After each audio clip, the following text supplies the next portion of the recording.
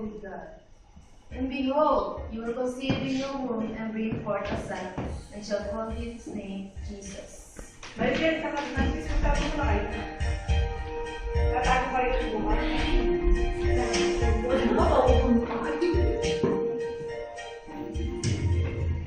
The angel of the Lord appeared to Joseph in a dream.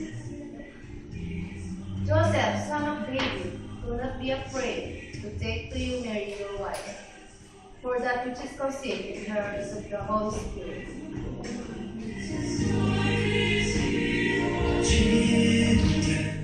Joseph and Mary started a long journey to Bethlehem to register in the census, since Joseph was of the line age of age. Joseph and Mary journeyed many days and nights, since there was no place at Bethlehem.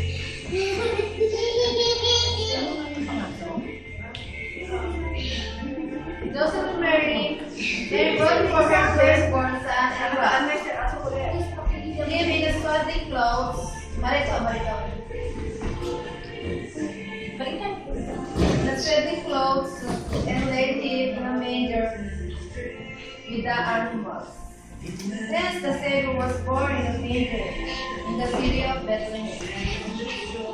The angel of the Lord appeared to the shepherd.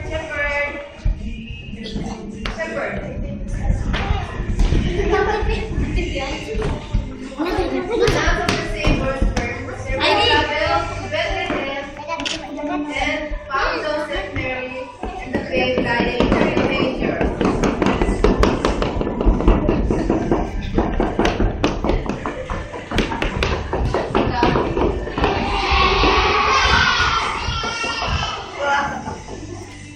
Behold, the wise men from the east traveled following the star.